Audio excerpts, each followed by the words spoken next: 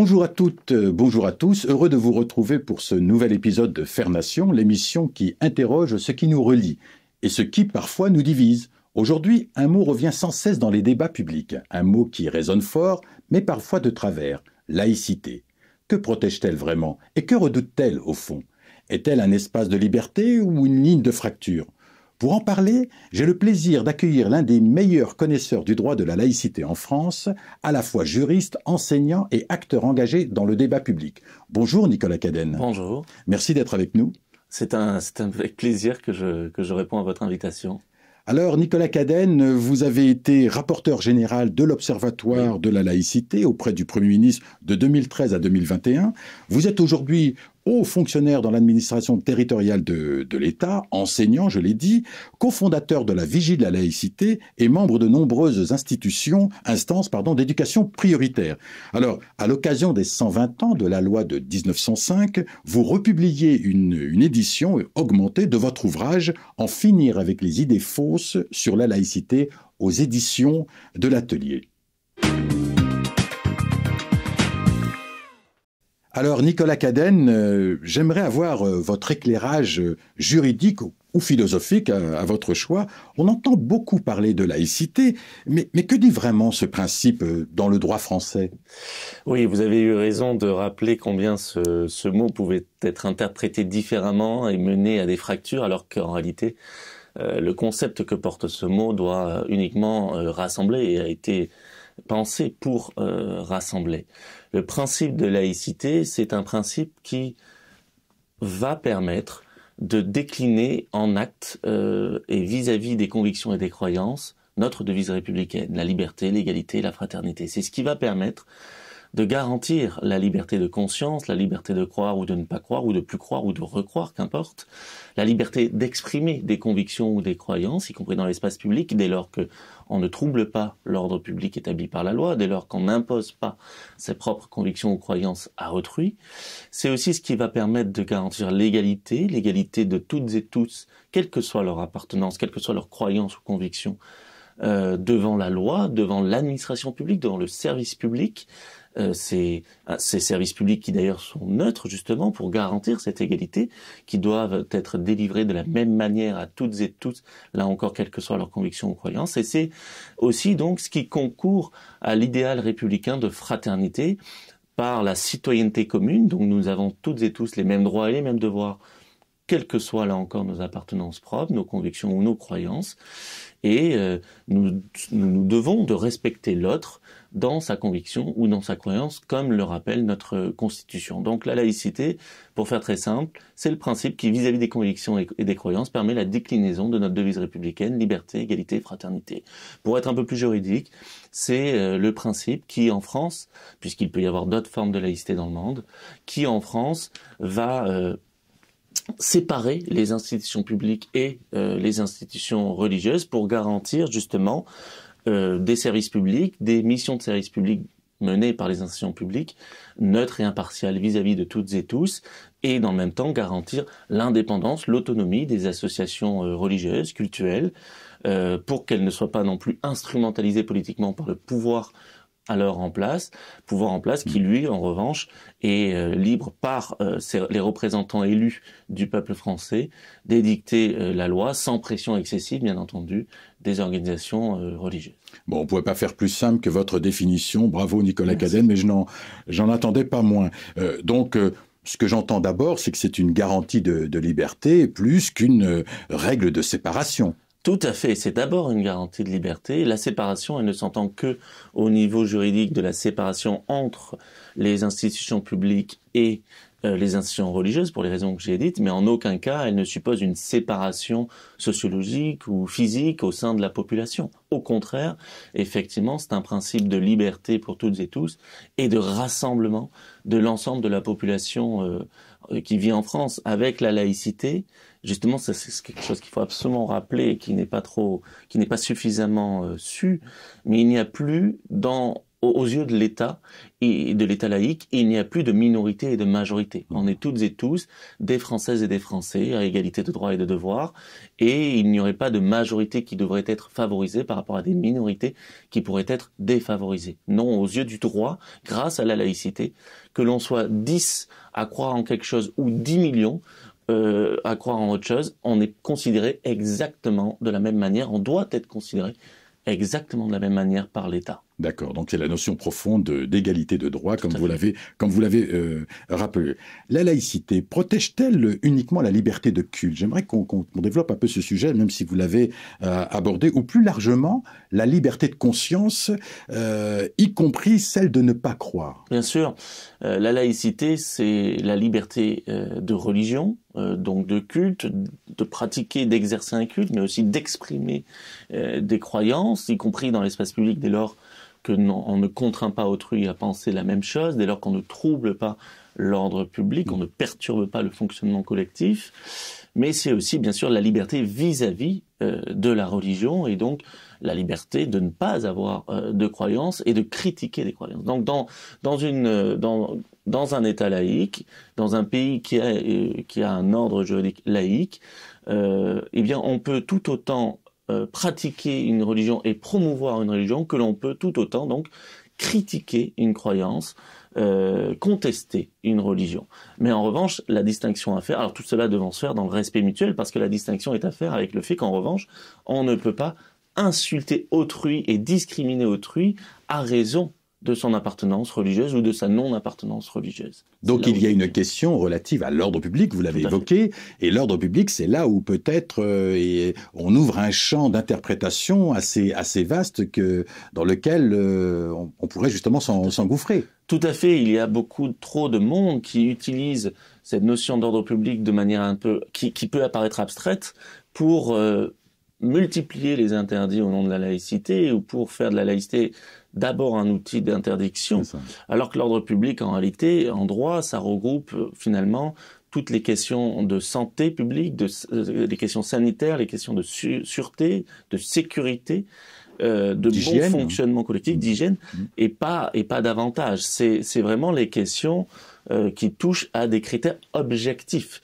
S'il n'y a pas de trouble objectif à l'ordre public, c'est-à-dire s'il n'y a pas de mise en danger d'autrui pour surtout toutes ces questions en termes d'hygiène, de sécurité, de sûreté, de propreté, eh bien, il n'y a pas de raison de limiter les libertés de tel ou tel. D'accord. Alors, depuis la loi de 1905, et ça rappelle votre ouvrage, réédité, je le rappelle, la laïcité a-t-elle changé de visage ? Alors, depuis la loi de 1905, dont effectivement, en fait, on célèbre les 120 ans, la laïcité, en tant que principe juridique, n'a pas fondamentalement changé, et heureusement. L'équilibre de la loi est à peu près, je dis à peu près, parce qu'il y a quelques petites difficultés, respecté et toujours là.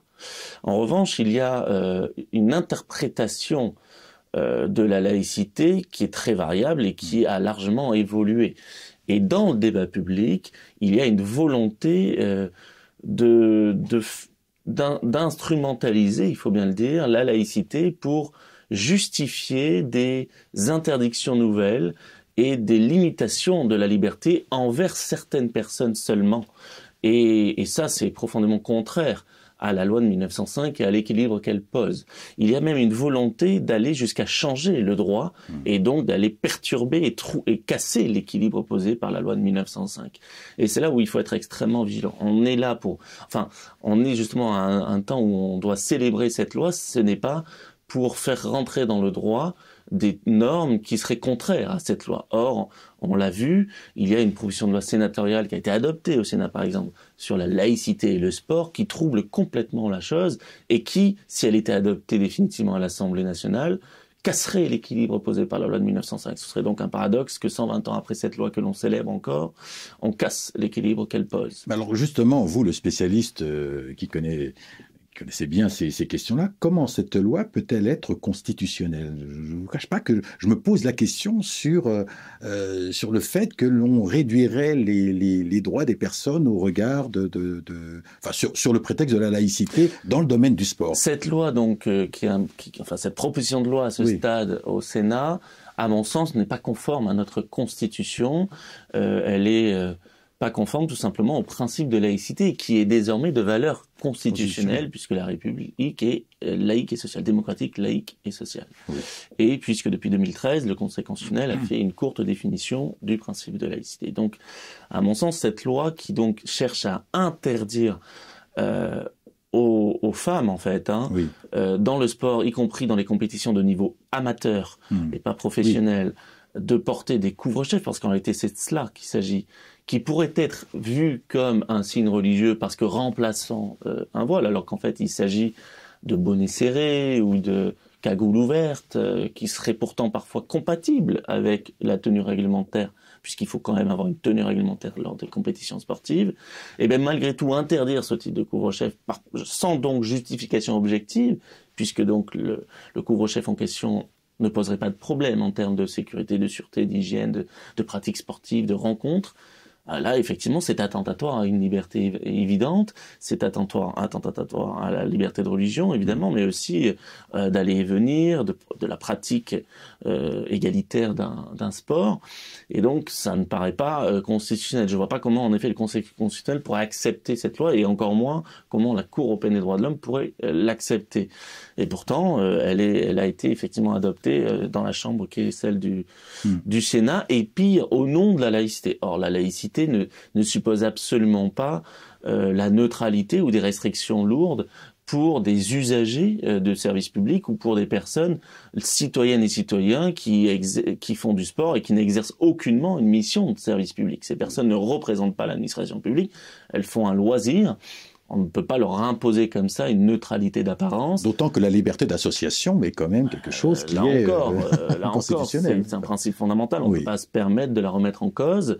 Donc, non, ça me paraît grossier comme manœuvre et inquiétant, d'autant plus donc que là encore, la laïcité est mise en avant pour justifier ces interdictions nouvelles, alors que la laïcité, je le répète, ne suppose la neutralité que de ceux qui exercent le service public, que de ceux qui représentent l'administration publique, et ne peut supposer des restrictions quant à la liberté de religion que si c'est justifié objectivement par des critères d'ordre public, on l'a dit, et notamment aussi pour justifier auprès de mineurs, de personnes qui ne sont pas encore pleinement citoyens, un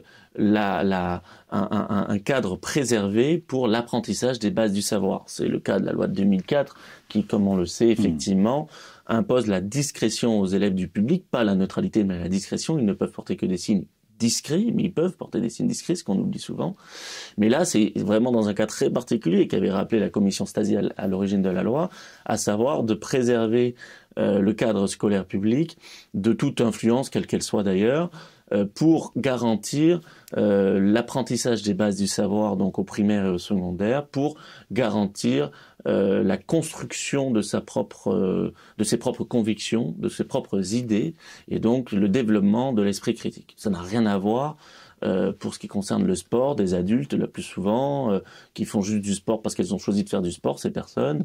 Il n'y a pas de raison là de leur dire « Ah ben non, mais même si ton couvre-chef est parfaitement compatible avec la pratique sportive concernée et la tenue réglementaire, on va quand même te dire de ne pas le porter parce que nous, ça nous gêne. » Là, c'est très dangereux parce qu'on rentre dans l'ère du subjectif. On interdit ce qui va déplaire à tel ou tel. Et dans un état de droit, on n'interdit pas tout ce qui peut déplaire à tel ou tel. Heureusement, sur tout un tas de sujets, ce serait grave. Oui, on interdit uniquement ce qui trouble objectivement l'ordre public, ce qui est imposé à autrui contre son gré. Mais heureusement qu'on n'est pas dans une logique d'interdire tout ce qui pourrait déplaire à telle ou telle majorité du moment. Donc vous reconnaissez, je pense que comprendre un petit peu la finalité de votre propos, c'est qu'on est dans un risque d'outil politique au travers d'un principe constitutionnel qu'est la laïcité. C'est ce que je mettais en avant lorsque justement a été supprimé, à mon avis, à tort, l'Observatoire de la laïcité, qui était une instance transpartisane. Je rappelle que vous en étiez son rapporteur général. Qui était une instance transpartisane où il y avait des élus de tous bords d'ailleurs, et pourtant tous nos avis étaient adoptés à l'unanimité. Donc tous les élus de tous bords adoptaient nos avis, qui étaient aussi composés de hauts fonctionnaires dirigeant les administrations concernées et composés enfin de spécialistes reconnus de la matière, des conseillers d'État, des membres du Conseil supérieur de la magistrature, des élus locaux, etc., des acteurs de terrain. cette instance était un garde-fou justement face à des volontés de légiférer excessives et qui pouvaient briser l'équilibre de la loi de 1905. On arrivait à convaincre les parlementaires et le gouvernement lorsqu'il y avait des instrumentalisations idéologique du principe de laïcité. Et il n'y a plus ce garde-fou. Et effectivement, là, on est dans cette instrumentalisation idéologique du principe de laïcité. Avant la suppression de l'Observatoire, j'avais mis en garde contre le fait que si on n'était plus là, on aurait ces risques d'idéologisation du principe de laïcité à des fins partisanes, à des fins politicienne, alors que la laïcité, c'était pas de droite ou de gauche, c'est un principe républicain qui doit s'appliquer à toutes et toutes de la même manière. Et je rappelle que l'Observatoire était rattaché directement au Premier ministre, ce qui est quand même un élément quand même et interministériel. Et interministériel, puisque vous étiez en rapport avec les ministères concernés. Alors, on a parfois l'impression qu'il y a deux camps. Alors, au risque de se répéter, il y a les partisans de la laïcité, je dirais, apaisés, et ceux d'une laïcité plus de combat. Est-ce que vous le percevez comme ça, vous-même, dans votre vigie de la laïcité ? J'irai même plus loin. Pour moi, la laïcité que l'Observatoire de la laïcité a toujours défendue, que je continue pour ma part à promouvoir, c'est une laïcité tout court. Il n'y a même pas besoin de dire apaisée, c'est la laïcité telle qu'elle résulte du droit, et notamment de la loi de 1905 et de ce que voulaient les législateurs et les premiers républicains sincères, notamment Jean Jaurès, Aristide Briand, Ferdinand Buisson et beaucoup d'autres. Et cette loi qui a été adoptée très majoritairement finalement à l'Assemblée nationale, y compris donc à droite, qui était une loi de consensus et de paix civile et qui a acté la fin de ce qu'on appelait le conflit des deux France. Donc c'est la laïcité tout court qu'on promeut là. Et face à cela, en réalité, il y a des défenseurs d'une nouvelle laïcité, qui n'est pas la laïcité française en réalité. Une nouvelle laïcité qui est une laïcité identitaire, qui est une laïcité que certains voudraient transformer pour défendre une identité fantasmée, mythifiée, qui serait celle d'une supposée majorité contre des minorités. Et donc, avec une utilisation du principe de laïcité pour exclure, ou tout du moins défavoriser des minorités. Et là, ça va complètement à l'encontre du principe de laïcité, je l'ai dit, qui a été pensé pour mettre un terme à cette logique de différentes majorités et minorités, de différentes classes de citoyens. Il n'y a qu'un seul type de citoyen, on est toutes et qu'une seule communauté nationale au niveau de l'État, c'est la citoyenneté française, et il n'y a plus de majorité ou de minorité, l'État doit être égalitaire et le même pour toutes et tous, que l'on soit 10 à croire ceci ou 2 millions à croire autre chose ou ne pas croire, je l'ai dit. Il faut aussi revenir à l'histoire même de notre pays et d'où vient notre laïcité. La laïcité, elle a été pensée dans notre pays par des philosophes au départ et des juristes, après des siècles de conflits religieux et après des guerres de religion extrêmement violentes qui ont causé des dizaines et des dizaines de milliers de morts et des dizaines et des centaines de milliers d'exils. C'est notamment donc les persécutions des protestants dans un État qui était très lié, intimement lié à l'Église catholique, avec le roi qui aussi tirait de la religion catholique sa légitimité.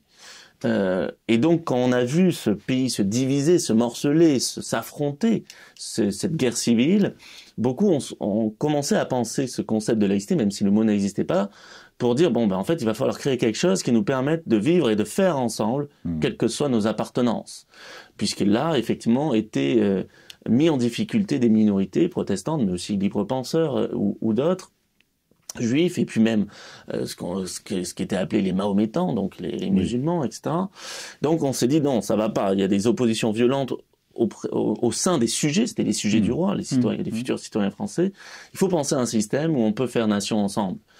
Et c'est ce qui a commencé à se faire avec notamment la Révolution française et avec la Déclaration des droits de l'homme et du citoyen, notamment l'article 10, rédigé pour l'essentiel par un ancien pasteur protestant devenu révolutionnaire député, Rabot Saint-Étienne, pour justement mettre en avant cette liberté de culte, cette liberté de croire, de ne pas croire, d'exprimer des opinions même religieuses, dès lors qu'on ne troublait pas l'ordre public établi par la loi.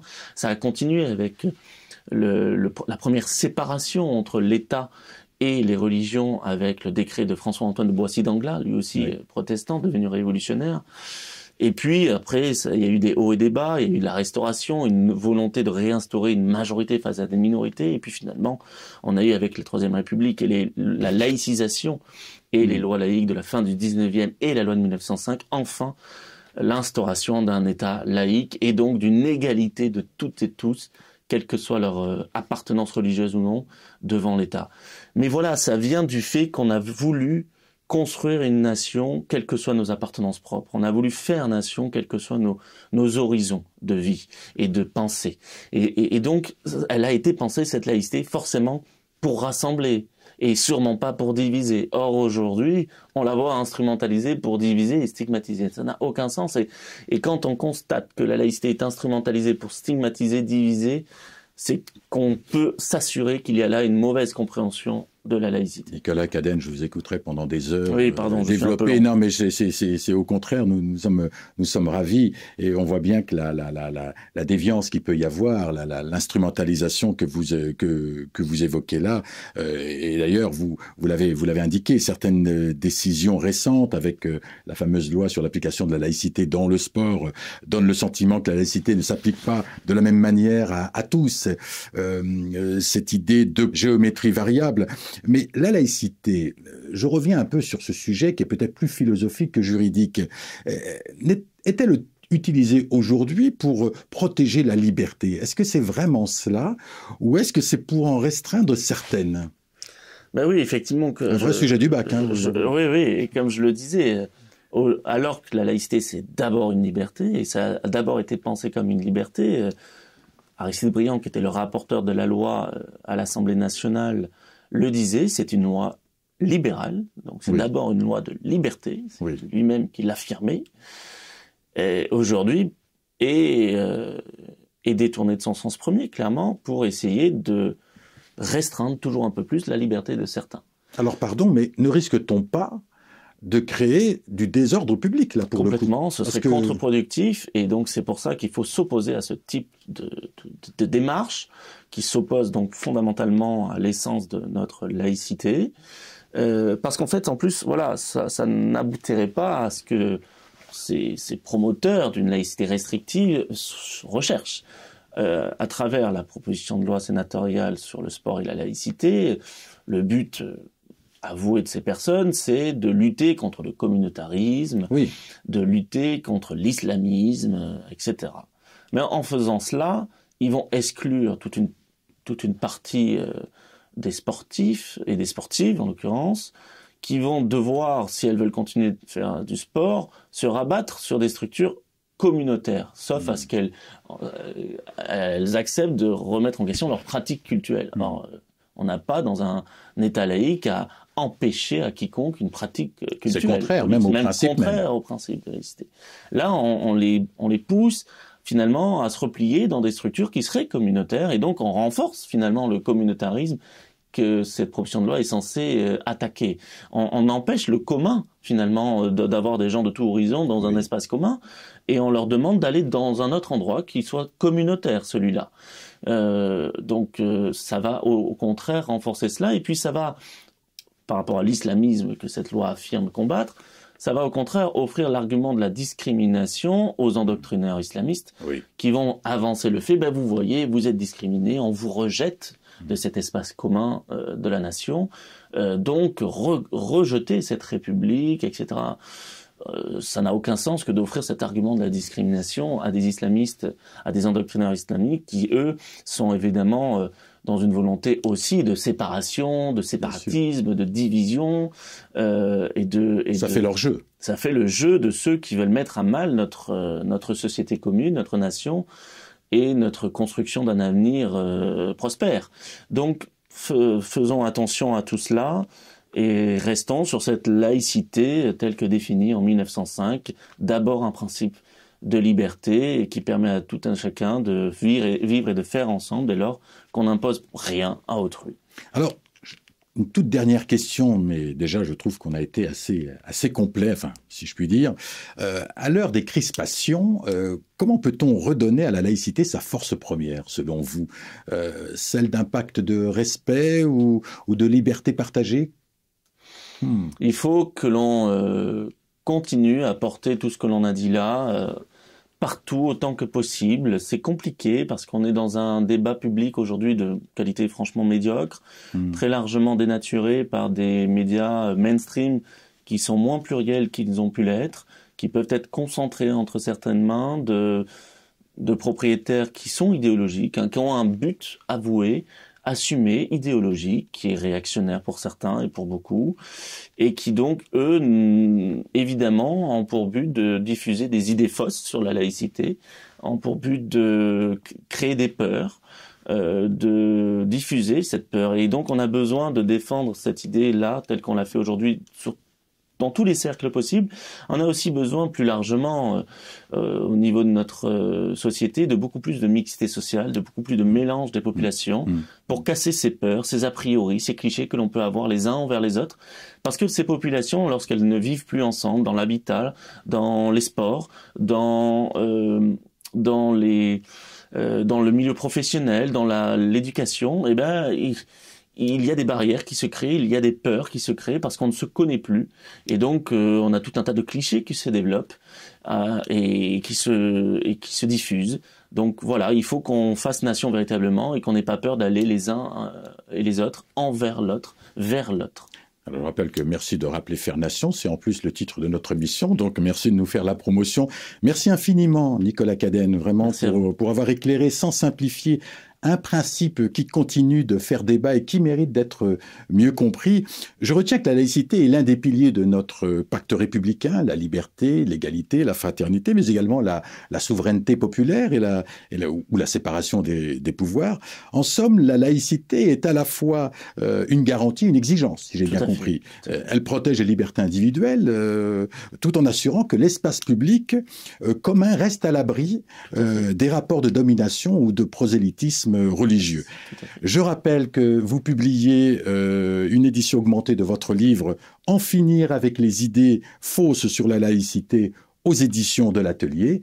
Faire nation, c'est aussi cela, rappeler que nos principes valent ce que nous en faisons dans les lois, dans les gestes, dans les regards.